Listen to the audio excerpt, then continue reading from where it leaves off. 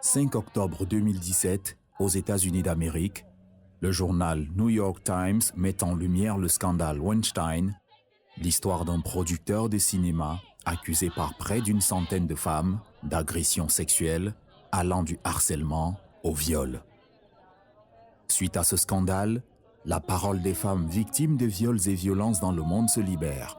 Les mouvements comme Balance ton port et MeToo naissent. Le monde découvre avec effroi l'ampleur du désastre que subissent les femmes au quotidien.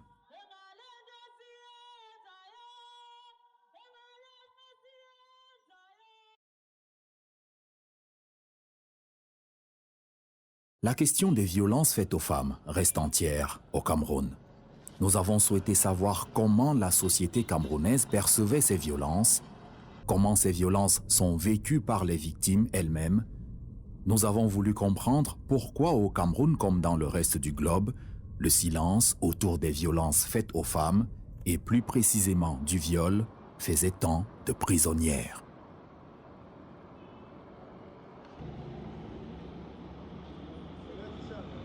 Car elles sont nombreuses, ces jeunes femmes qui paradent dans les rues, ces intrépides qui s'offrent à des inconnus ou ces maîtresses de footballeurs qui se pavanent sur les réseaux sociaux.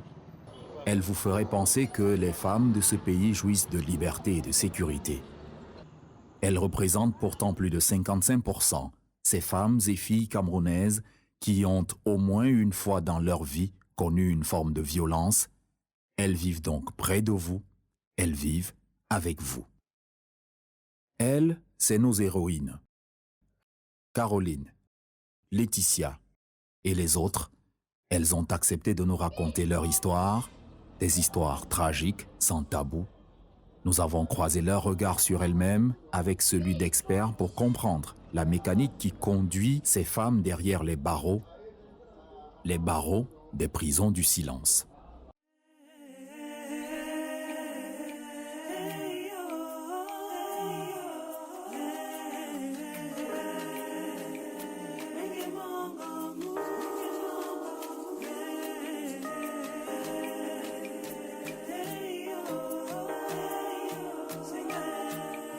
Avant d'écouter des victimes de viols et violences sexuelles, rendons-nous à l'association de lutte contre les violences faites aux femmes, l'ALVF, basée à Yaoundé. Cette association est pionnière dans le domaine au Cameroun et en Afrique. Depuis près de 3 décennies, grâce à ses intervenantes sociales, cette association accompagne les femmes dans l'éradication du fléau des violences faites aux femmes. Je suis la directrice du Centre Vie des femmes de l'Association de lutte contre les violences faites aux femmes, Bureau Yaoundé. Je suis intervenante sociale. Dans le cadre de mes actions avec l'association, je suis en même temps la coordinatrice d'un projet intitulé « Modélisation d'un système de prise en charge des enfants victimes de violences pour l'arrondissement de Yaoundé 2e ». Les violences faites aux femmes, c'est seulement tout acte ou toute intention faite envers les femmes qui entraîne des préjudices et des dommages, que ce soit physiques, psychologiques, économiques.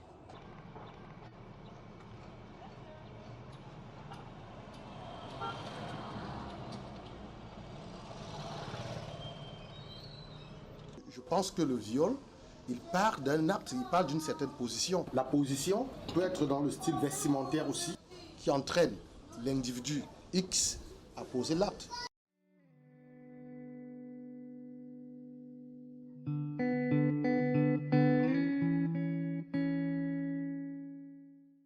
Si les perceptions autour du viol divergent, pour les victimes dont le bourreau est un proche dans 9 cas sur 10, le viol est perçu comme une confiance trahie.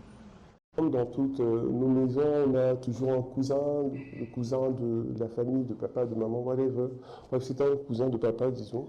Il fréquentait en fait dans un lycée quelque part pas très loin de la maison, donc mon père s'est dit je vais prendre mon neveu et voilà, il va rester avec les enfants, enfin il va rester à la maison avec nous et puis avec les enfants, donc c'était un petit peu le grand frère, c'était avec lui qu'on restait, quand il fallait sortir, enfin pas sortir, mais peut-être aller faire des courses, ce genre de choses. Donc.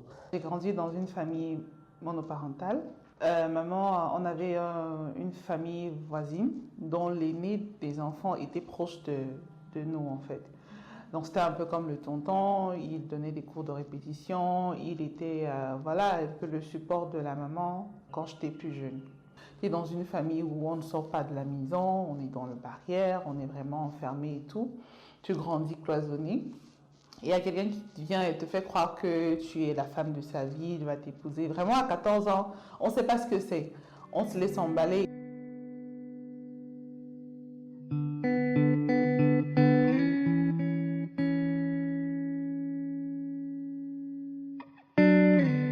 Un jour, ça a viré. Je ne sais pas comment.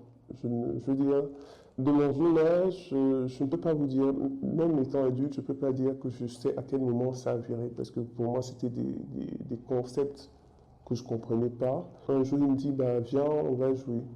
Bon, si ton frère te dit, viens, on va jouer, tu vas jouer. Je veux dire, tu ne seras pas sceptique, genre, on va jouer quoi, où, comment, quoi, quand, non. Donc, ça a commencé par des petits attouchements. Moi, je me dis, bon, c'est mon grand frère, il sait ce qu'il fait. Je veux dire, moi, en tant qu'enfant, je n'ai pas le recul nécessaire pour me dire, ah ben non, on ne devrait pas me toucher ici, c'est pas normal. Donc, ça a commencé par des petits attouchements. Et puis, bon, comme il y avait un peu de monde dans la maison, il y avait les parents qui étaient là de temps en temps. Enfin, ils travaillaient, je veux dire, ils travaillaient, donc personne n'a jamais fait attention, en fait. Personne ne s'est jamais dit, qu'est-ce qui se passe. Jusqu'au jour où je devais avoir 6 ans. 5 ou 6 ans. Je dois avoir 5 ou 6 ans. Jusqu'au jour où je sais que je portais une robe que mon père m'avait offerte. Et il me dit, viens, on va jouer dans la chambre. Bon, jusque-là, pour moi, je joue avec mes frères dans la chambre, donc c'est pas quelque chose qui me surprend, qui me choque. Sauf que jouer dans la chambre, ça se transforme en, alors je soulève ta robette. Je dis, bon. Jusque-là, pour moi, je ne peux pas dire que je suis choqué ou que je suis sceptique, parce que je veux dire, quand tu as profondément confiance en quelqu'un, je veux dire, quand tu considères quelqu'un comme ton frère, tu ne dois pas te dire, mais qu'est-ce qu'il est en train de faire? Tu te dis, non, c'est mon grand frère, je dois lui faire confiance, il sait ce qu'il fait, il soulève ma robe et tout. Et puis, je vois comment il baisse son pantalon. Je me dis, bon, là, c'est quand même étrange. Je lui dis, mais qu'est-ce que tu fais? Il me dit, non, non, on est en train de jouer, t'inquiète pas et tout. Et puis, voilà, je vois comment il se dirige vers moi. Jusque-là, je ne suis pas paniqué. Je me dis, non, mais c'est mon frère. Bon, ces jeux sont assez spéciaux parce que je n'ai jamais connu ce genre de jeu. Mais et puis après, je vois le mec qui tient son instrument, j'appellerais ça comme ça. Il me dit, non, t'inquiète pas, ça va aller. Quand on va terminer, je vais t'acheter des bonbons. Et puis, il commence à faire ce qu'il a à faire. Mais ça a commencé, je préfère le dire clairement, ça a commencé par une sodomie, oui. Parce qu'à l'époque, on ne savait pas encore ce que c'était. Je veux dire, c'est aujourd'hui que je mets le nom à l'acte. Au début, quand je passais devant la chambre, c'était bon, puisqu'il avait une chambre derrière la maison, sa maison familiale. Et quand je passais, c'était bonjour comme d'habitude. Mais à un moment, c'est devenu entre. Assois-toi, on discute. On parle de tout et de rien, entre 14 ans et presque 28 ans, comme ça, quand même. Enfin, on ne s'en rend pas compte quand ça arrive. On cause, et puis, ah, mais viens me dire bonjour, tu viens, tu dis bonjour, tu t'assois, tu es à l'aise, on bavarder. Après, ça passe, un autre jour, tu arrives, tu regardes les photos. Je veux dire, c'est vraiment quelque chose qui allait tout doucement. Il a commencé par des attouchements très subtils que je prenais pour... En fait, dans ma tête à l'époque, c'était un peu, je prenais ça pour de l'amour en fait. Pour moi, je me disais, c'est comme ça qu'on exprime l'amour. Et le jour où c'est arrivé, c'était vraiment un guet-apens, je vais dire. Je suis arrivée chez lui comme j'allais dans la famille, souvent dit bonjour, bonsoir. En rentrant d'une course, je suis arrivée, il m'a appelé dans sa chambre et il a commencé à me toucher et en fait j'étais vraiment genre là comme ça, j'étais genre baba quoi, parce qu'en fait c'était comme mon papa en guillemets, voilà, je me suis laissée faire et j'ai pleuré. Après j'ai pleuré, je me rendais vraiment pas compte de ce qui venait de se passer en fait. Bien sûr que je voulais pas de ça, je veux dire la preuve, ce jour-là j'ai vraiment pleuré pendant peut-être 2 ou 3 jours. Quand j'avais du sang, quand je suis sortie de là, En fait, je voulais pas de ça en fait. Quelque part, je suis un peu forte de caractère quand même. Quand on s'est revus, j'ai parlé un peu. Je lui ai dit, voilà, je me sens pas bien, ce qui s'est passé, je me sens sale. Et si maman découvre, et si, qu'est-ce que les gens vont dire? Et puis il m'a rassurée, il m'a dit non, c'est entre nous, personne ne saura. Tu n'en parles pas, tu n'en parles à personne. J'ai grandi, pas avec mon père, pas avec ma mère, mais avec beaucoup de pères et beaucoup de mères, parce que j'ai été élevée dans la maison de mes grands-parents, donc j'avais beaucoup d'oncles et de tontons qui s'occupaient, d'oncles et de tantes qui s'occupaient de moi à tour de rôle quand chacun pouvait. Et si mes souvenirs sont exacts, à ce moment-là, je n'habitais pas, ma mère n'était pas là, elle travaillait ailleurs, elle travaillait pas à Yaoundé où on vivait. J'avais 5 ou 6 ans et il y a un monsieur qui est venu travailler chez nous comme gardien. Je m'en souviens et je dis ça comme ça parce qu'on n'a pour ainsi dire jamais eu de gardien chez nous. C'était le tout premier dont je me souviens. Et c'est un monsieur qui avait le respect et la confiance vraiment de la famille. Et je me souviens même d'un jour où il y avait quelque chose qui passait à la télé. Je crois qu'il y avait des femmes en maillot de bain, ce genre de choses. Et il a eu quelques commentaires avec ma grand-mère qui regardait la télé, de lui dire oui, mais c'est pas normal, il y a de la dépravation. C'était vraiment quelqu'un qu'on prenait très très au sérieux. Je ne peux pas dire exactement comment ça a commencé. D'ailleurs, je ne m'en suis pas souvenue pendant une très très grande période. Le moment où ces souvenirs me reviennent très clairement, c'est...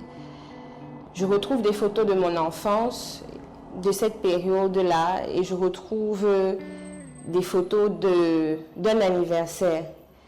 Et je vois la veille de l'anniversaire, le monsieur qui m'entraîne dans un endroit sombre de la maison. Et voilà, il m'entraîne dans un endroit sombre de la maison. Je vois une photo, je vois des photos de l'école maternelle et je crois que ça a été le plus compliqué pour moi. Je vois le monsieur venir à mon école maternelle, je le vois dans la cour de récréation, me prendre la main et m'emmener, je crois qu'il y avait des toilettes derrière, dans un endroit comme ça. Ensuite, j'ai commencé à me souvenir de choses, des fellations. La majorité des abus sexuels sur les enfants que nous recevons, c'est le père, c'est le cousin, c'est l'oncle. Ça se passe dans la maison, à l'insu de la maman, à l'insu même des gens de la maison. Puisque généralement, il connaît les heures de cours de la petite, il connaît les heures de travail de la maman. Donc c'est généralement dans ce cadre-là. C'est difficile, les abus sexuels à l'extérieur, c'est-à-dire sur le chemin de retour de l'école. Ça arrive aussi, mais la plus grosse majorité, c'est au sein de la famille, dans la famille, à la maison même. C'est arrivé à ma fille, quand ma fille avait 8 ans. J'étais partie au village chez ma mère. J'ai laissé mes enfants avec ma belle-sœur, que reste me regarder les enfants là. Étant donc au village là-bas, j'étais partie pour aller prendre le manioc. J'arrache la première tige du manioc, mon cœur me dit de rentrer. J'arrache la deuxième, mon cœur me dit de la rentrer. Je mets le manioc là dans le sac. Je prends la route de la maison. Je arrive à la maison, je trouve la maman. La maman me demande que c'est tout le manioc que tu as pris là. Je lui dis que ma mère, je veux rentrer chez moi, maintenant chez moi. Les goaves étaient dehors là comme ça, je cueille les goaves, je les mets dans le sac. En mettant ces goaves là dans le sac, voilà une pluie qui arrive. Ma mère me dit que entre un peu ici, là, que je suis en train de partir. Je stoppe la voiture qui venait. La voiture là me porte. Quand la voiture là me porte, donc, j'arrive à l'ancienne gare routière là. Je descends dans la voiture. J'arrive donc chez moi. J'ai dit à ma belle-sœur que mes enfants sont comment. Elle me répond qu'ils sont là. J'appelle Nathalie, Nathalie vient. J'appelle Marcia, Marcia vient. Je demande à ma belle-sœur où est Brenda. Elle me dit qu'elle ne connaît pas, elle doit se retrouver chez ma belle-sœur en bas. Je me lève maintenant, c'est que mon cœur me dit de faire. J'arrive chez ma belle-sœur et demande à ma belle-sœur que c'est même comment. Pourquoi tu me seras enfermé Brenda à la maison? Ma belle-sœur me dit qu'aujourd'hui, je n'ai pas donc enfermé ta Brenda à la maison. Je suis placée comme ça là. Je vois un qui arrive, la mère, il n'y a rien, la mère, il n'y a rien. Il demande qu'il n'y a rien, ça signifie que quoi? Il ne m'a pas répondu. Je retourne, je vais m'asseoir sur le seuil de ma véranda. Sur le seuil de ma véranda, là-bas, il revient. Il me dit que la mère, il n'y a rien. C'est ce temps que mon cœur me donne des idées. Il n'y a rien, ça signifie que quoi? C'est ce temps que je vois la Brenda arriver. Quand la Brenda arrive, elle était triste, elle était pas elle. Quand je soulève son habit comme ça, là, oui, je vois comment quand quelqu'un va coucher une femme, elle a jaculé son sperme au niveau de la cuisse comme ça, là. J'ai dit merde. En ce temps, lui-même, il revient, lui demande qu'est-ce que tu as eu à faire à Brenda? C'est en ce temps que moi, je laisse l'enfant maintenant, je l'arrête la bagarre. On se met à bagarrer. Au moment qu'elle se retrouvait au niveau de la rigole, que je devais la croquer, je me retrouve avec la main de ma belle-sœur. Je retourne donc derrière, je prends cet enfant-là, je l'amène à laboratoire central, où le docteur a signalé qu'il voulait pénétrer. Il n'a pas eu moyen de pénétrer. Et donc, il a fait le genre qu'il a mis les doigts, il a commencé à éjaculer son sperme. Parce qu'ils ont les tartines et c'est parti au niveau du vagin de l'enfant. C'est ce que le docteur avait signalé. Même jusque-là, on a pressé l'enfant. Les produits, on lui a mis sous traitement, on a acheté. Après 2 semaines, lui-même s'est écoulé. Il est mort. Oui. Et on a dit que ce n'était pas la première fois, la première fois, c'était la 5e fois. Donc il fallait qu'il fasse ça 7 fois pour gagner, pour avoir l'argent beaucoup, et il a raté le plan. Le violeur de Brenda serait donc mort, faute d'avoir assouvi des instructions occultes. Mais généralement, le bourreau ne disparaît pas de l'entourage des victimes. Très souvent, les agressions sur elles se répètent et leur vie devient un enfer.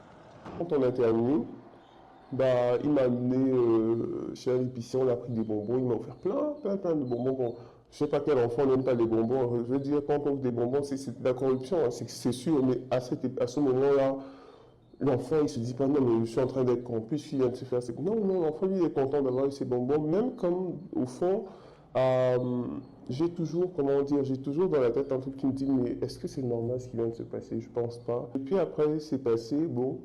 Je me suis dit, bon, c'est arrivé, puis c'est arrivé. Sauf qu'après, quelques temps après, peut-être, enfin, je ne sais pas si c'est dans la même semaine, mais je veux dire, au bout, moins de 7 jours après, il me dit, viens, on va encore jouer. Je me dis, mais mince, pourquoi c'est seulement avec moi qui veut jouer? Je ne comprends pas le système, en fait. Tout le temps, c'est bon, avec moi qui veut jouer. Mais en même temps, je me dis, tiens, mais toi aussi, après, tu auras des bonbons. Donc, pour moi, c'était plus ce côté bonbon. Je commençais à banaliser la chose. Donc, ça a repris pendant des semaines, je dirais même des mois. Oui, pendant des semaines, des mois. Et à un moment donné, j'en avais marre, quoi, j'en pouvais plus. Je me souviens d'un jour où il me demande, parce que son truc c'était de me dire, accompagne-moi me laver. Il y avait un bloc à l'arrière de la maison avec des toilettes où le personnel de la maison pouvait me prendre sa douche. Donc je me souviens de ça. Et tout ça commence à se replacer. Il y avait un bureau, quand le bureau de mon grand-père, il est un peu comme ça, élevé. Et il y a une petite pente en bas. Et je me souviens qu'il aimait bien 1 ou 2 fois là sous la fenêtre du bureau où il enlevait son sexe de son pantalon. Il me disait vas-y, touche, tu me mords, tu... Et les fois où je rechignais, quand il voulait aller plus loin, comment il me disait que j'aime ça, en fait. Il me disait que j'aime ça, qu'il a vu la dernière fois, j'étais contente. Donc, On se demande pourquoi la parole s'alourdit au point de devenir un secret si ravageur. Pourquoi les victimes ne parlent pas à leurs proches ou n'appellent-elles pas à l'aide? La plupart des femmes qui viennent au niveau de notre centre Vie de Femmes, au niveau de notre association, elles recherchent avant tout quelqu'un qui puisse l'écouter. parce que généralement, les problèmes qu'elles subissent, elles essaient de cacher cela au maximum, cacher cela à la famille, cacher aux amis. Et quand, je peux dire entre guillemets, quand les problèmes, ça dépasse de la limite que vraiment elles peuvent supporter, elles viennent au niveau de l'AVF pour trouver quelqu'un qui puisse vraiment l'écouter. Et nos assistantes sociales sont là, disponibles. Quand une madame, comme moi j'aime bien dire une madame, quand une dame arrive au sein de l'association, nous avons ce qui est primordial, c'est l'accueil. La façon dont nous accueillons la madame, elle est en confiance et facilement elle va s'ouvrir.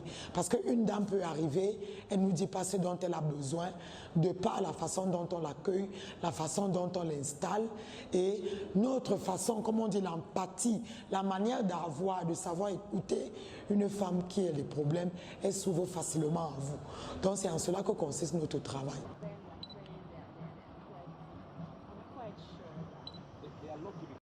J'étais extrêmement proche de mes frères, notamment celui que je suis, mais je me demandais, est-ce que si je ne leur rends pas, est-ce qu'ils vont me croire? Parce que vraiment, on le considérait beaucoup et les parents s'appuyaient beaucoup sur lui. Je veux dire, mon père était quand même craint dans sa famille, et puis je pense que ça aurait été, je veux dire, ça aurait fait l'effet d'une bombe. Donc, je me disais, mais pourquoi on va te croire? Tu es une enfant, il y a l'autre qui est, disons, un adulte, on va préférer de croire lui. On va me dire que j'ai l'imagination. Au cadre du projet UNICEF que nous avons, nous travaillons avec les relais communautaires qui nous ont été donnés par la mairie de Yaoundé 2. Et c'est ces relais communautaires-là qui sont chargés de faire des espèces de focus group dans leur quartier avec des parents, des mamans, des papas, des jeunes filles. Et c'est au bout de ces causeries-là que les mamans reviennent les voir pour leur poser la situation de leur enfant qui est enceinte. Puisque quand elles vont à l'hôpital, quand elles déclarent que l'enfant a été abusé sexuellement, comme c'est des jeunes filles, on ne croit pas. On dit qu'on demande si elle était déjà sexuellement active. Or, même en étant sexuellement active, on peut abuser de toi. On abuse des femmes mariées, on abuse des femmes qui ne sont pas mariées, des femmes qui sont des célibataires, on abuse d'elles à plus forte raison des jeunes filles de 15-16 ans qui sont déjà sexuellement actives. J'avais peur de sa réaction en fait, pas par rapport à moi, par rapport à la déception, tout ce qu'elle allait ressentir, tout ce qu'elle allait, voilà, et c'était, je me suis dit, bah, je gère quoi. J'ai protégé ma maman, j'ai évité, parce qu'il y avait la famille qui se connaissait, ça allait être un peu gros quand même. Alors c'est plutôt vers lui que j'ai dirigé ma rage.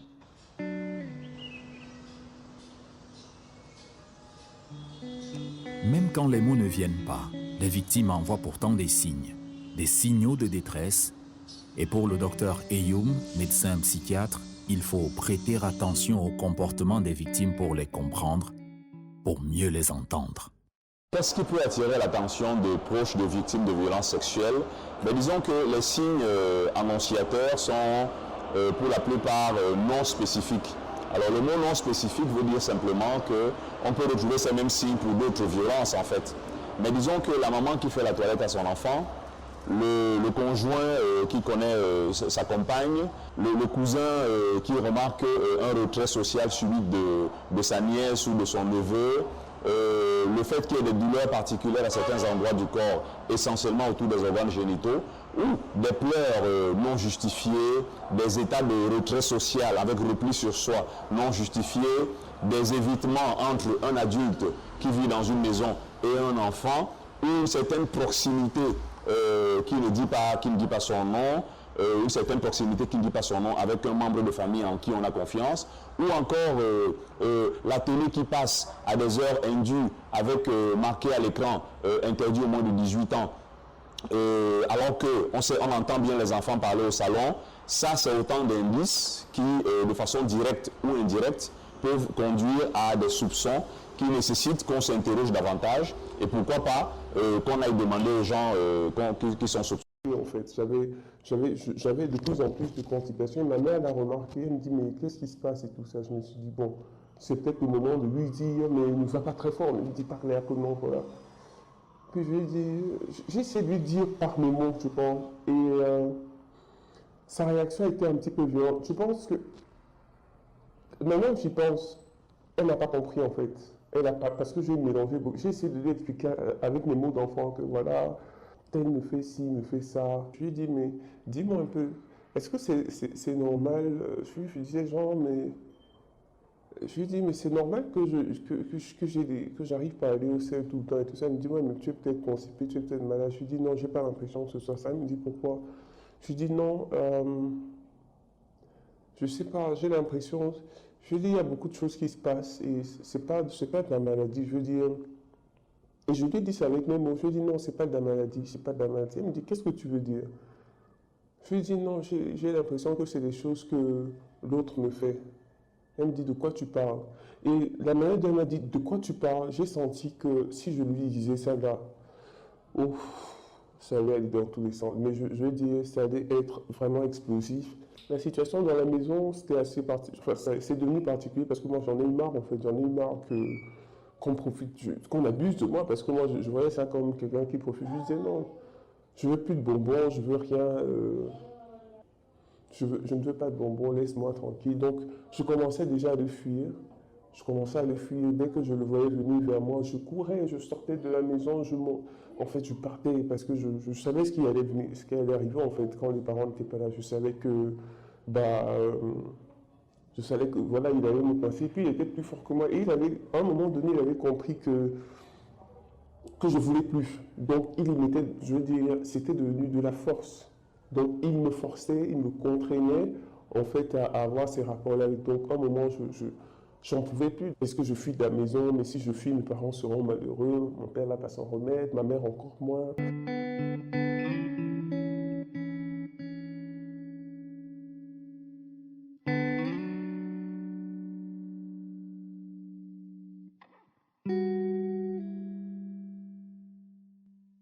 Je vais dire quand même que se faire violer pendant 2 ans, quelque part, il y a le syndrome, il y a une sorte d'attachement qui est né entre la victime et le violeur. Parce que ça veut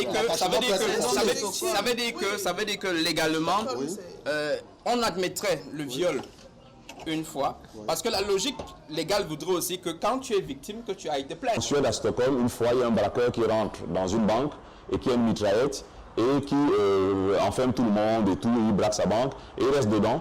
Et progressivement, il reste avec ses victimes, la police dehors et tout. Et là, on est dans les années 70. Et il commence à dire aux gens un peu qui sont là, sa souffrance. Il dit, en fait, lui, il est en souffrance, il n'est pas venu prendre leur argent, il voulait juste prendre un peu d'argent pour partir, parce qu'il y a tel et tel dans sa famille qui est en souffrance. Et puis finalement, les victimes finissent tellement par bien le comprendre que quand la police commence la négociation et qu'il sort les premières victimes comme la police demande, les premières victimes finissent par aller le soutenir auprès de la police, vont à la télé, le soutenir à la radio et tout ça, dire laissez-le tranquille, il est là-dedans depuis 24 heures, c'est pas lui qui est méchant, c'est juste que le monde est méchant, et voilà. Donc finalement, on voit les victimes qui se retournent contre ce que la police faisait, et la police se retrouve bien embarrassée à Stockholm à ce moment. Donc ça prend le nom du syndrome de Stockholm. Donc on a vu des adolescentes, des petites filles de 8 ans, un peu abandonnées par leurs parents, se faire soutenir par un tonton qui devient finalement progressivement un bourreau, mais elles savent quand même que de tout le monde, du monde entier, c'est ce tonton qui est la personne qui les aide et qui les aime vraiment. Même s'il fait mal, il aime. Et peut-être que c'est parce qu'il fait mal, et c'est ce qu'elles se disent, c'est parce qu'il aime qu'il fait mal. Et ça, elles n'arrivent pas souvent à voir comme ça qu'elles sont un peu abusées. Et donc c'est important d'aller détecter aussi derrière les liens trop étroits, un attachement trop intime, quelque chose qui peut être pervers et qui peut donc être de l'ordre de la violence sexuelle. M'a montré ce côté, tu es ma fleur, voilà quoi, tu es ma petite perle, je vais t'aider à grandir, après je vais t'épouser, tu seras ma femme, tu seras, voilà. Je me suis rendu compte que je n'étais pas la seule en fait. Dans la rue on vivait. Il y avait 2 autres qui étaient mes aînés, un peu plus grandes, mais il y avait 2 autres et je l'ai découvert juste avant de partir de la maison. Donc ça m'a brisé complètement parce que quelque part, c'est comme s'il avait créé un petit monde où on était ensemble à l'intérieur et j'y ai cru à un moment. Retour à l'ALVF, Centre Vie de Femmes qui, dans le cadre d'un projet UNICEF pour la lutte contre les violences faites aux enfants, prend en charge 2 cas particulièrement tragiques. Et ce jour-là, Avec Aingo, Clarisse et le reste de l'équipe, nous avons rendez-vous avec ces deux jeunes adolescentes que nous appellerons respectivement Patricia et Karine pour préserver leur anonymat. Elles nous ont promis venir au rendez-vous en compagnie de leur mère pour des entretiens à visage masqué. Patricia, élève de 18 ans, a été violée par un inconnu il y a 1 an sur le chemin du retour à la maison. Elle est tombée enceinte à l'issue du viol et est mère d'un bébé de 3 mois. Après des heures d'attente, la maman de Patricia nous expliquera au téléphone que sa fille a cessé de s'alimenter, n'a pas arrêté de pleurer, ne va plus en cours depuis notre dernière rencontre. Mais surtout, elle nous dira que Patricia n'est plus en état de témoigner. Nous n'insisterons pas. Elle culpabilise. Elle se dit que c'est parce que, comme elle a déjà les seins et les fesses, et puis elle se balade, et puis quand son père arrive à abuser d'elle, c'est de sa faute. Parce qu'elle n'a pas su rester tranquille, parce qu'elle n'a pas su rester à la maison. Karine a été victime d'inceste. Elle a été plusieurs fois violée par son propre père. Elle est tombée enceinte de lui. Nous apprendrons plus tard qu'elles ont subi quelques pressions de la part de leur famille. En Afrique, la famille, c'est sacré. Vraiment, la famille nucléaire, le père, la mère, les enfants, et on a aussi la famille élargie, c'est-à-dire la famille nucléaire plus les oncles, les tantes, les ascendants, les descendants, les collatéraux et autres. Et ces deux familles-là, ici en Afrique, chez nous, elles cohabitent vraiment. Et dans cette cohabitation-là, on a de la proximité. Et dans certains cas, dans des pays pauvres, ça crée aussi une certaine promiscuité. Maintenant, la famille, quand ces cas-là arrivent au sein d'une famille, là on pose le problème, on met le doigt sur l'inceste. Et vous savez, ici chez nous, dans nos traditions, il y a des lois, il y a des rituels, il y a des mécanismes pour régler le problème de l'inceste. Il y a des rituels expiatoires pour rétablir l'ordre social après un cas de viol au sein d'une famille. Et vous savez, chez nous en Afrique, la famille a son honneur. Quand il y a un cas de viol, par exemple, au sein d'une famille, l'honneur de la famille est en jeu. La famille préfère préserver son honneur. Se retrouver dans des cas où, quand ça s'est exposé comme ça, même la victime est stigmatisée. Et ce stigmate-là va la suivre longtemps, parce que nos sociétés sont encore traditionnelles. Ça peut même avoir des influences sur le mariage de la jeune fille qui a été victime de viol. Donc je pense que c'est pour ça que les familles préfèrent gérer le cas en famille pour que ça ne s'ébruite pas. Et voilà, c'est de là que le problème vient en fait.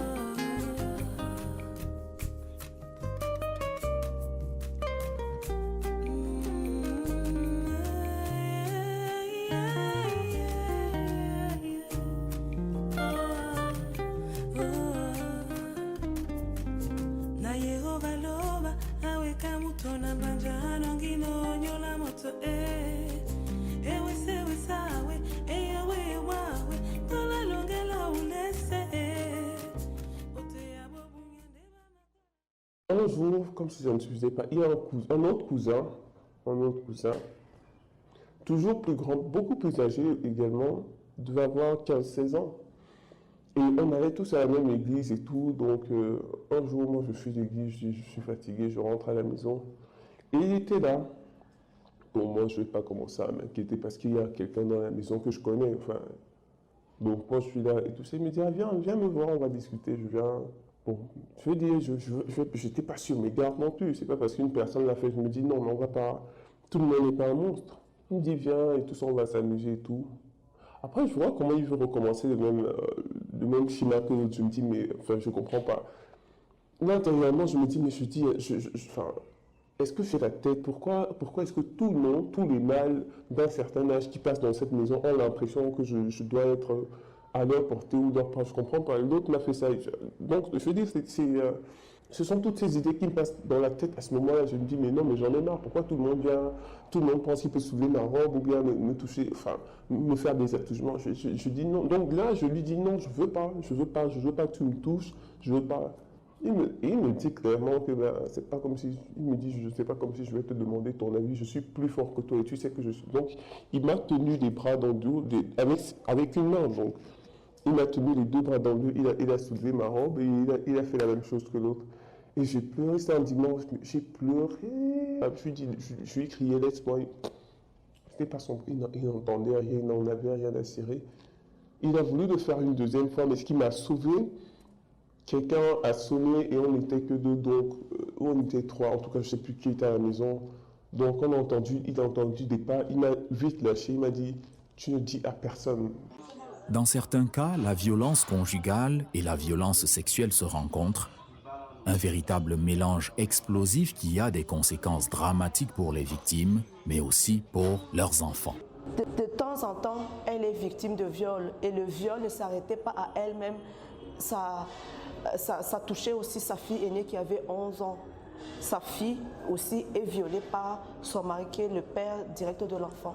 Elle a dit à sa propre mère, à elle, que j'ai été violée par mon mari. Sa mère dit que ça n'existe pas. C'est ton mari, donc dès qu'il demande ça, tu donnes. Et quand aussi elle a dit que le viol ne touchait pas même moi seulement, mais ça touchait aussi l'enfant, sa famille, elle dit que non, ton monsieur qui est gentil comme ça, c'est vrai qu'il est violent, mais il ne va jamais faire ça. Donc c'est comme si pour la famille, c'est quelque chose qu'elle a inventé pour ajouter de l'eau au moulin, si je peux le dire. Et c'est à cause de ça même, en fait, qu'elle est venue nous rendre visite par rapport au viol. Parce qu'elle se disait que les violences, les bastonnades et les coups, elle encaissait ça, elle avait déjà l'habitude. Mais quand c'est surtout beaucoup plus sa fille qu'on avait violée, ça a déjà dépassé la limite qu'elle pouvait supporter. La femme est un cadet social en Afrique et même en général, hein, c'est une réalité du monde, même occidental. La femme est considérée comme un cadet social. La femme est la femme est en quelques termes chosifiée. Le corps de la femme ne lui appartient pas. Son corps est échangé entre la famille paternelle, la famille de son père et maintenant la famille de son mari et même dans la société avec les individus. Donc la femme est une marchandise. C'était mon fiancé. On peut dire mari parce que chez nous, quand on t'a doté, c'est ton mari, entre guillemets. Et c'est des violences physiques en fait. Donc c'est quelqu'un, j'avais déjà remarqué au début qu'il avait tendance à être très violent verbalement. C'était vraiment quand il était un peu mal ou bien, voilà, ça allait très vite dans les mots durs. T'es rien pour moi, je m'en fous. Bref, des mots vraiment sans retenue. Ça a continué comme ça une année entière. Et puis ça me faisait mal parce que je ne supporte pas la violence, quel que soit le type. Donc je m'en plaignais tout le temps. Chez nos amis, chez lui, il s'excusait, mais il recommençait. Après un jour, près d'un an après, il y a eu une gifle à cause d'une crise de jalousie. Quelqu'un m'avait abordé, il n'avait pas apprécié. Et quand j'essayais de m'expliquer, il m'a donné une gifle. Et après, il a demandé pardon. Ça faisait 1 an qu'on était ensemble. Et c'est passé. Mais il n'avait jamais changé. On a eu un enfant, toujours dans des situations très difficiles. Quand l'enfant a eu à peine 2 mois, on s'est séparés. Parce que je n'arrivais plus à supporter. Et on s'est séparés pendant près d'1 an. Après, au gré de beaucoup d'autres événements, on s'est remis ensemble. Et c'est là que c'est devenu beaucoup plus violent. La fois où ça a recommencé, on était en week-end à Krivi et puis il a fouillé mon téléphone. Et puis il a vu dans mes contacts Facebook un nom qui ressemblait au nom d'un de mes ex.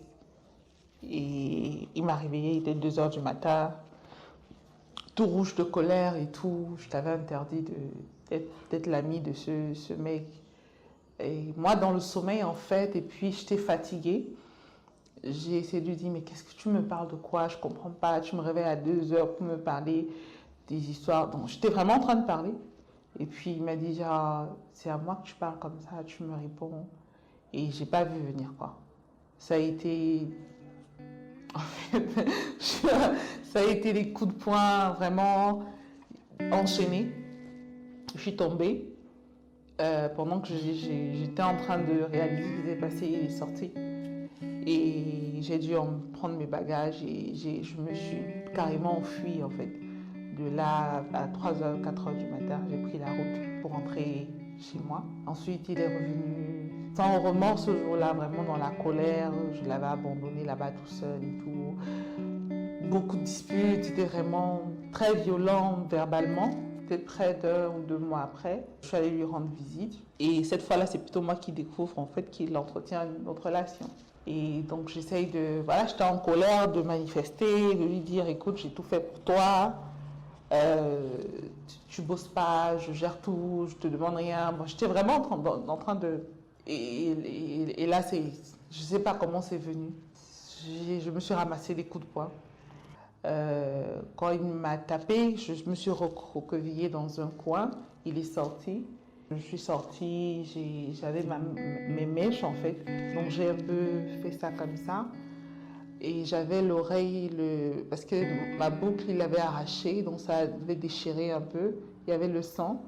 Donc j'ai pris un truc à la boutique à l'entrée, j'ai des trucs collants là, je sais pas, les pansements. J'ai collé et puis je suis allée voir ma copine. On a passé la soirée, je lui ai rien dit. Je n'ai même pas pleuré, je lui ai rien dit. En fait, j'ai pleuré dans le taxi, je lui ai rien dit à elle. Et voilà, après je suis rentrée, j'ai pris mes bagages, je suis rentrée, voilà, où je vivais. Généralement, quand une femme vient ici, elle a des blessures, par exemple, sur le visage. On essaie de demander qu'est-ce qui se passe. Parfois, même quand elles sont déjà ici à notre niveau, elles essaient d'abord de mentir. J'étais tombée dans les escaliers, j'ai eu un accident de moto. Alors que tu sais très bien que si elles viennent à l'association de lutte contre les violences faites aux femmes, ça veut dire que tu as été victime de violences. Donc, même parfois à notre niveau, elles essaient de cacher parce que ça fait honte, ça fait peur.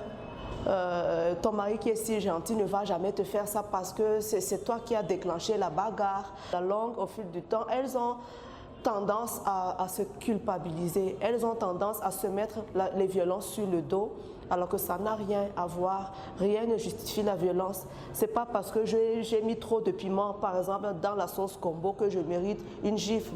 C'est pas parce que j'ai pas repassé ma chemise comme l'autre voulait que ça mérite qu'on prend le fer repasser, on repasse, par exemple, ma main, mes pieds. Oui, j'en ai parlé à sa mère. Tout ce qu'elle lui a dit, c'est qu'on ne fait pas ça, on ne tape pas sur la femme, c'est pas bien.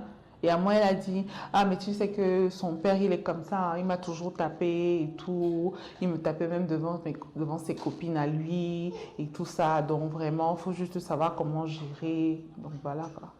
Elles ont tendance à cacher parce qu'il y a la peur, il y a la honte et surtout qu'elles estiment que qui va m'aider, qui va m'écouter, je vais aller me plaindre chez qui. Très souvent aussi, les personnes chez qui elles se plaignent, tout le monde va lui dire qu'il faut supporter. C'est ça être une femme, il faut supporter, c'est ça le mariage. De toute façon, toutes les femmes ont subi cela. Toi tu plains, tu cherches quoi? Donc parfois même le peu de personnes chez qui elles peuvent vraiment se confier, ces personnes vont faire en sorte qu'elles reviennent encore dans le système de violence. Parfois, même quand la famille sache qu'elle est venue se plaindre au niveau de l'association, parfois c'est la maman qui vient, qui nous dit que madame, il faut retirer les dossiers de ma fille parce que. Donc parfois les familles font en sorte qu'elles restent davantage dans la violence. Mais ce que la famille ignore, c'est qu'au fur et à mesure que la violence se répète, ça devient de plus en plus grave. Nous avons eu des cas de décès de nos femmes que nous avons pris en charge ici. Nous savons très bien qu'elles étaient victimes de coups, de bastonnades, mais que quand on a trouvé par hasard dans le journal partie nécrologie qu'elle est décédée, ils disent que suite d'une longue maladie, mais nous, on sait très bien que c'est suite au coup qu'elle a reçu. Je n'entendais plus du côté gauche, voilà, je n'entendais plus. Et je suis allée à l'hôpital, on m'a fait un examen, on m'a dit que le tympan était déchiré. Et on a prescrit des médicaments et tout. J'ai fait 2 mois de traitement, 2 mois et demi, il n'est jamais venu. Il n'a jamais demandé.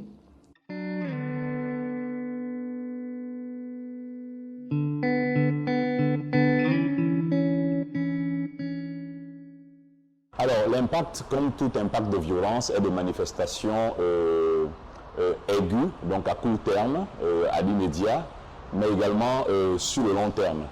Alors l'impact à court terme est en général un impact très somatique, très douleur, très blessure, donc du vécu dans les jours, les heures qui suivent la violence, mais également l'impact sur le long terme qui va au-delà de 30 jours, qui n'est plus seulement dans l'état de stress aigu et dans les manifestations somatiques physiques, mais qui va également être un impact au niveau d'un traumatisme qui peut être classé comme état de stress post-traumatique, mais également un impact somatique s'il en reste, mais qui soit plutôt de l'ordre des cicatrices à devoir assumer sur un certain terme.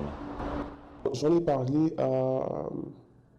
à un de mes conjoints, enfin, à mon conjoint quand j'étais à la fac. C'était un Ivoirien, c'est à lui que parce que j'étais en confiance en fait, et je lui ai expliqué cette part parce qu'il ne comprenait pas pourquoi j'avais beaucoup de blocages, pourquoi j'étais pas très réceptif, pourquoi sexuellement aussi j'avais beaucoup de retenue, j'avais un petit peu peur des fois, donc j'ai été obligé de lui en parler pour qu'il comprenne en fait pourquoi je suis comme ça, qu'il comprenne réellement pourquoi je suis comme ça, pourquoi je ne m'ouvre pas, je ne me laisse pas aller, pourquoi je suis sur la défensive, pourquoi je ne suis pas épanoui, quoi.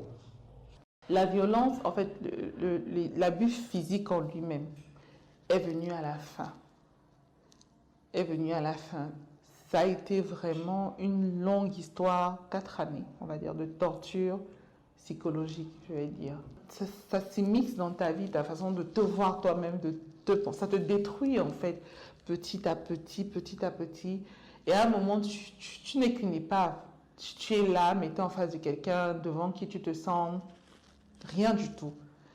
Parce que dans ta tête, on t'a dit pendant des années que tu n'étais rien, que sans toi, la vie continuait. Et par amour, tu restes, tu te dis non, il s'est excusé, c'est juste la colère et tout. Mais tous ces messages négatifs qu'on te communique, ça s'intègre en fait dans ta tête. Ce qui fait qu'en face de la personne, tu es comme un enfant devant un parent abusif en fait. Ça m'a brisé parce que ça a créé un sentiment d'insécurité très fort chez moi. Je le ressens dans mes relations sentimentales en fait. C'est-à-dire la confiance, c'est très difficile. J'ai toujours l'impression que, en fait, qu'on veut pas me tromper, mais voilà, m'emballer, voilà, je pense, après je peux me tromper, j'ai jamais vu de psy, mais je pense que quelque part, cette expérience ajoutée à celle que j'ai avec mon père, la relation hyper difficile qu'on vit, que moi je vis, peut-être pas lui, puisqu'il paraît s'en foutre, mais bon, que moi je vis par rapport à lui, ça a beaucoup influencé ma façon d'être en fait. Donc, ça m'est vraiment revenu, il y a 2 ans. Je suis en train de marcher, où j'attends un taxi, je ne me rappelle plus. Bref, j'entends une voix qui m'est étrangement familière. En fait, je reconnais la voix, le gars m'appelle. Et là, je suis figé. Donc, je me fiche à ce moment-là. Je me dis, c'est-à-dire tous les poils de mon corps se hissent. Je me dis, je connais cette voix. Je dirais, je connais cette voix, je sais qui m'appelle. Donc, je suis en panique totale. Est-ce qu'un événement de violence sexuelle, gardé dans la mémoire depuis des années peut revenir d'un seul coup? Ben, effectivement, la mémoire humaine, elle est extrêmement complexe et elle sait classer les choses. Quand les choses ne sont pas importantes, quand on a par exemple, la semaine dernière, vu quelqu'un qu'on voit tous les jours, ben, il est possible que la mémoire se dise c'est un fait banal, c'est un phénomène banal, alors il faut simplement oublier parce qu'il y en a beaucoup et la mémoire doit se vider. Mais quand on a vécu quelque chose il y a 10 ans, 20 ans, et que cette chose était une chose importante pour le cerveau, en particulier la question de la violence sexuelle, qui est une question d'un vécu, d'une certaine agressivité, ben, la mémoire va stocker ça. Et quand il y a un événement qui vibre en phase, on l'a dit tout à l'heure, avec cette agression sexuelle, cet événement, ça peut être de revoir un individu avec lequel on a été en contact autour de l'événement, ça peut être l'agresseur, ça peut être quelqu'un qui nous a secouru, ou de revoir simplement une couleur, une odeur, de sentir une odeur, d'avoir simplement une image qui circulait à ce moment-là, ben, ça va faire exactement comme dans nos téléphones, ça va aller rechercher dans le répertoire une des entrées qui va bien conduire à cette situation, et puis réveiller ensuite l'avalanche de choses qui va rappeler la violence sexuelle qu'on aura vécue 10, 15, 20 ans auparavant. C'est comme si d'un coup, toutes les cases du puzzle se remettent en place. Et là, je me dis, mince, il vient vers moi. Donc, pendant qu'il s'avance vers moi, mon cœur, il bat très fort. Je panique, je suis en panique totale. C'est comme si tout en fait autour de nous s'est effacé, on n'est que deux. Je ne sais pas si vous avez un peu l'image dans une salle noire, une pièce noire. Les projecteurs sont braqués sur 2 personnes, donc il n'y a rien autour de moi. Il se met à parler, ça va et tout ça. Réponse basique, oui, ça va et merci. Ah, ça fait longtemps, tu as grandi, oh, tu es devenue une bien belle jeune femme et tout ça. Dans ma tête, je me dis, mais... En fait, j'ai envie de dire, tu n'as même pas honte, en fait. Donc après tout ce temps, quand tu me vois, tu ne t'excuses pas. Tu viens vers moi, genre, en fait, comme si de rien n'est. Donc tu n'as pas... J'avais l'impression qu'en fait, s'il était amnésique, je me disais, mais il se souvient vraiment pas de ce qu'il m'a fait ou il fait exprès. Je suis rentré à la maison, je n'ai pas pu repartir au boulot. Je suis rentré, je me suis mise à pleurer, C'est vraiment un flot de souvenirs douloureux qui remontent. J'ai pleuré. Et à ce moment-là, mon conjoint, en fait, il m'a demandé ce qui s'est passé. Il me demande qu'est-ce qui ne va pas, qu'est-ce qui ne va pas. Je dis oui, ben j'ai croisé la personne qui m'a violée quand j'étais petite. Et donc je lui ai raconté la scène, mais je pleurais comme une enfant, en fait. Je pleurais parce que c'était dur.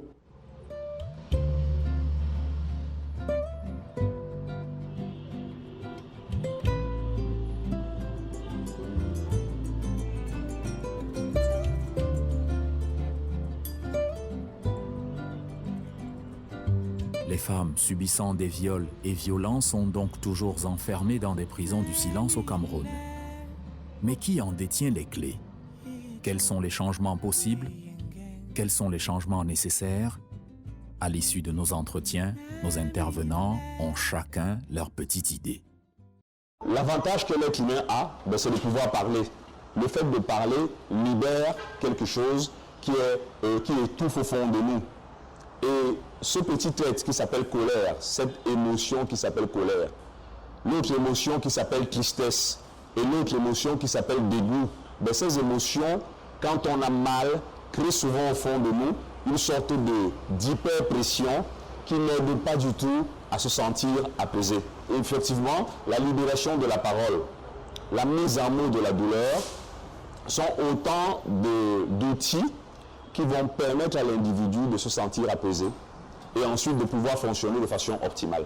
Il n'y a rien de mieux que de libérer la parole de quelqu'un qui souffre. Comme je disais, il n'y a personne qui a construit un cadre où il permet de dire à un X ou à un Y que dès que tu vois une fille quelque part, tu peux sauter sur elle. Non. Et je reviens sur ce qu'on a dit. Pourquoi est-ce que ce sont les femmes qui sont les plus vulnérables? Où j'ai dit, pour moi, ce n'est pas que les femmes. Il y a des personnes vulnérables, hommes comme femmes. Nous sommes dans des sociétés patriarcales, donc des sociétés où l'homme a le pouvoir. Et ça a été institutionnalisé. La supériorité de l'homme a été institutionnalisée dans nos sociétés.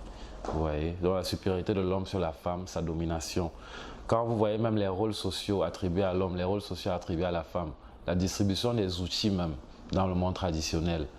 À l'homme, on va donner la machette, on va donner tous les objets tranchants. À la femme, on va donner des objets un peu moins dangereux ou je dirais décisifs. Et ça, c'est perpétué. On sait que le rôle de la femme, c'est procréer, s'occuper des enfants, s'occuper de la maison, s'occuper de son mari. Donc la femme doit toujours être soumise à l'homme. Donc même dans la distribution déjà des outils, c'est les stéréotypes qu'on a viennent de là, des rôles sociaux définis. Parce qu'elle doit accoucher, s'occuper des enfants. Donc c'est la seule valeur qu'on a attribuée à la femme. On ne lui a pas attribué d'autres valeurs dans la société. Et donc c'est de là que sortent tous les stéréotypes de la position de la femme. Les violences faites aux femmes, c'est quelque chose de tout simple.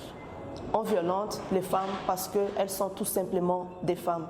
Et l'idéologie de l'ALVF apporte aussi des arguments sur cette idée, c'est que les violences faites aux femmes, c'est causé tout simplement par la société, le système dans lequel la société est forgée, c'est le patriarcat. Le patriarcat, c'est quoi? C'est le pouvoir et l'autorité des hommes. Et quand c'est les hommes qui ont cette autorité, ce pouvoir, cette domination, cela veut dire qu'il y a une égalité vraiment dans tout ce qui est relationnel, une égalité dans tout ce qui est considération. Et quand c'est le sexe opposé qui a cette autorité, indirectement l'autre est soumise, indirectement l'autre est opprimé, indirectement l'autre est victime de violence. La religion, nos religions monothéistes, que ce soit le catholicisme, que ce soit l'islam, que ce soit le judaïsme, c'est des religions qui prônent, qui consacrent le patriarcat. Les religions même contribuent à cela. Donc il y a l'éducation à la maison, l'éducation religieuse. Tout est organisé pour que l'homme ait une position supérieure et la femme une position inférieure. Et pour tout ce qui est autorité, l'État, je vais être très directe. Je vais dire que les autorités doivent considérer les problématiques de violence faites aux femmes comme des problématiques majeures dans la société. Pourquoi ? En termes de santé, par exemple, il y a beaucoup d'efforts et de moyens alloués pour tout ce qui est, par exemple, vaccination des enfants, pour tout ce qui est lutte contre le paludisme, pour tout ce qui est lutte contre le VIH-Sida. Pourquoi aussi ne pas considérer la problématique de violence faite aux femmes comme vraiment un fléau qui tue la société petit à petit, au fur et à mesure? Apporter davantage de moyens, apporter davantage de soutien matériel, financier aux associations qui œuvrent dans ce domaine. Si je prends par exemple le cas de Yaoundé, si je ne me trompe pas, il n'y a pas de centre d'hébergement d'urgence spécifique alloué pour les femmes victimes de violences. Ce n'est qu'un exemple. Donc, juste pour dire qu'apporter davantage de moyens, considérer la violence faite aux femmes comme vraiment un sujet qui détruit la société. Et on sait que pour mener cette lutte-là, il faut que les deux se mettent ensemble. L'homme et la femme se mettent ensemble pour lutter contre la violence faite aux femmes. Donc, c'est mon message là. Les femmes doivent briser le silence, dénoncer plus pour mettre fin à cette violence-là. Alors, comment améliorer la prise en charge et l'accompagnement des victimes de violences sexuelles au Cameroun? Il faut commencer par remercier ce qui est déjà fait. Il y a des ONG qui font énormément de boulot. Je ne vais pas les citer parce qu'elles sont très nombreuses. Il y en a qui sont du corps des Nations Unies et il y en a qui sont plutôt locales, qui font vraiment un excellent boulot. Il y a en particulier des femmes à ce niveau qui font un boulot inimaginable. Il faut vraiment remercier ça. Mais disons qu'il faut davantage outiller les techniciens de santé parce que c'est vers eux qu'on va souvent en premier. Les techniciens de santé, c'est des aides-soignants loin là-bas dans les périphéries où il y a beaucoup de violences sexuelles. C'est des infirmiers, c'est des médecins généralistes, c'est des médecins spécialistes de diverses spécialités. Mais d'abord les gynécologues. D'abord les gynécologues qui sont quand même en première ligne à certains moments, qui reçoivent beaucoup de femmes victimes de viol. Nous pensons que c'est beaucoup dans la formation que ça va se faire, mais c'est dans l'accompagnement des soignants aussi que le jeu va se faire. Donc après, c'est que quand on voit une victime, il ne faut pas se fermer dans sa spécialité et dire, par exemple, je suis médecin, donc ce que je fais, c'est que je donne des antibiotiques, je fais faire des prélèvements et tout, et je dis au revoir, mais c'est d'encourager aussi la victime à connaître ses droits et éventuellement à revendiquer ses droits. C'est là-dedans que tout va se jouer. Pour moi, le plus important, c'est de pousser les enfants en fait, à parler. Parce que je pense que ce traumatisme, je ne l'aurais pas traîné aussi longtemps si on m'avait écouté, si j'avais parlé tout simplement. Donc pour moi, c'est d'apprendre aux enfants très tôt que, un peu ce qu'on voit dans les pays déjà développés en Europe maintenant, on apprend aux enfants que non, en fait, si quelqu'un te touche à tel endroit, c'est pas normal, il faut le dire. C'est apprendre aux enfants en fait, à ne pas se taire. Pour moi, c'est ça le plus important. Il ne faut pas que les enfants aient peur de dire que oui, tonton, tata, telle personne m'a fait ci, ça. Papa, maman, on ne sait jamais. Aux parents et aux éducateurs d'accentuer le besoin de communication sexuelle. L'éducation à la communication sexuelle, pas l'éducation à la sexualité. Pour moi, c'est très différent. Vraiment, et ça, c'est autant les parents que les enfants qui doivent être formés à ça ou éduqués à ça. La communication sexuelle, c'est très important. C'est hyper tabou dans notre société. Il y a beaucoup d'âmes qui sont détruites parce que justement, il y a beaucoup de choses qui rentrent dans ce tabou en fait. Au niveau de l'ALVF, il y a un personnel en place qui reçoit les femmes victimes de violences et les enfants même abusés sexuellement. Nous recevons les femmes victimes de violences tous les jours, de lundi à vendredi. La réception des femmes au niveau de l'ALVF est gratuite. On n'a aucun acte à payer. Ce qu'on peut dire aux victimes, surtout les victimes qui sont encore enfermées dans la boucle du traumatisme là, c'est qu'il faut essayer d'avancer en fait. Il faut essayer d'avancer, il faut essayer de dépasser. Il ne faut pas se dire qu'on va étouffer la question. Parce qu'il faut déjà accepter la douleur que ça fait, il faut la valider. Et ensuite, se dire qu'il faut trouver des outils pour pouvoir avancer. Dépasser la douleur et avancer. Ça, c'est super important. C'est important d'y croire, c'est important de demander de l'aide. Ça ne réduit pas, parce qu'en fait, il faut se dire une chose. Si on a été victime de violences sexuelles et qu'on est en souffrance, ce n'est pas vous le problème quand vous avez été victime de violences sexuelles. Le problème, c'est la violence sexuelle. C'est l'autre qui est l'agresseur qui est le problème. Ce n'est pas vous le problème.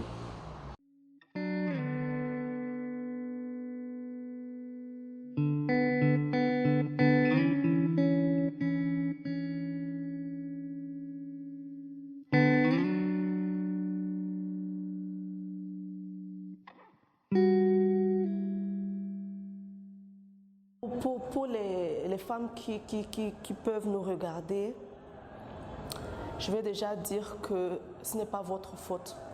Ce qui vous arrive n'est pas votre faute. Et si vous voulez en parler, nous sommes là pour vous.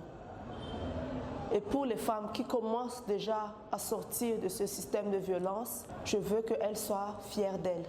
Parce que avoir dénoncé déjà, ça n'a pas été facile. Mais soyez fiers de qui vous êtes, soyez fiers de vous. Et pour toutes les femmes en général, regardez-vous dans le miroir et dites-vous, je m'aime, je m'aime.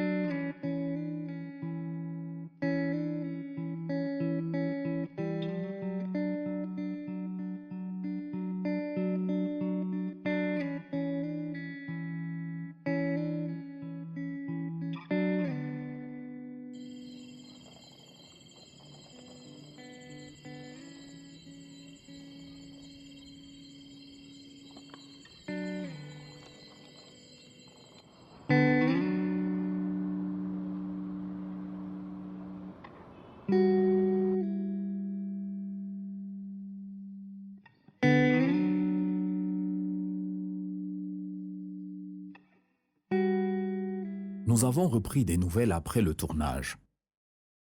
Caroline nous a confié souhaiter plus que tout raconter son histoire à sa mère. Laetitia, pour sa part, a entamé une psychothérapie. Patricia a repris le chemin de l'école et sa mère continue de s'occuper de son fils pendant qu'elle prépare son baccalauréat.